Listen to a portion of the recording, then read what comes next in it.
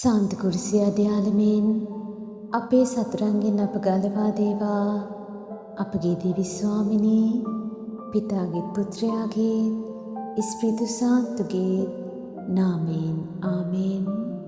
දයාබරිතු දිවි සමිඳුනි, ඔබ වහන්සේගේ ප්‍රේමය හා කරුණාව නිසා සුවබර නින්දක් ලබා තවත් දිනයක හිරු එළිය දකින්නට අප සැම අවදි කිරීම වෙනුවෙන් ඔබ වහන්සේ පාමුල ස්තුති ප්‍රශංසා කරමින් නමස්කාර කරමු.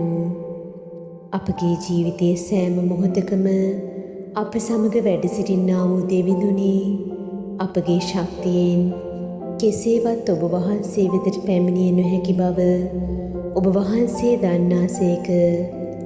ඔබ වහන්සේගේ වරප්‍රසාද මගින් ඔබ වහන්සේගේ පැමිණීම බලාපොරොත්තුවෙන් සිටින අප තුළ දයාව වැඩි වර්ධනය කළ මැනව.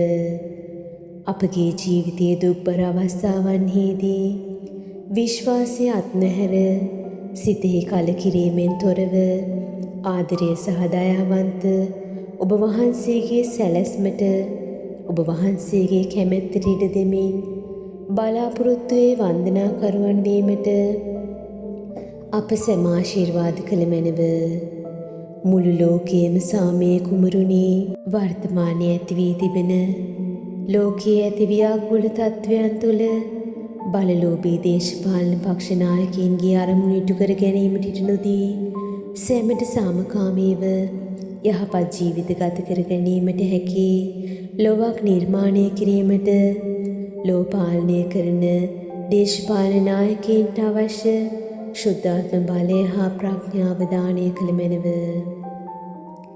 සදාසන්න මෑණියනි, අහසෙහිත් පොළොවෙහිත් සියලු බලය ඔබගේ පුත්‍රයාණන් ඔබට දී තිබෙන නිසා ජේසුස් සමිඳුන් වෙත යන මාර්ගයේදී අපේ ගැලවීමට උවමනා කරන සියලු වරප්‍රසාද ගලා එන දිය දහරක් වී අපේ වුවමනාවන්හිදී පිහිටත්, කරදරයේදී සැනසීමත්, දුර් පරීක්ෂාවලදී ශක්තියත්, පීඩාවේදී ආරක්ෂිත ස්ථානයත්, විශේෂයෙන් අපේ ජීවිත අවසානයේදී මුහුණ පාන්නට වෙන මරණ මොහොතේදී ශක්තියක් වූ මැනව.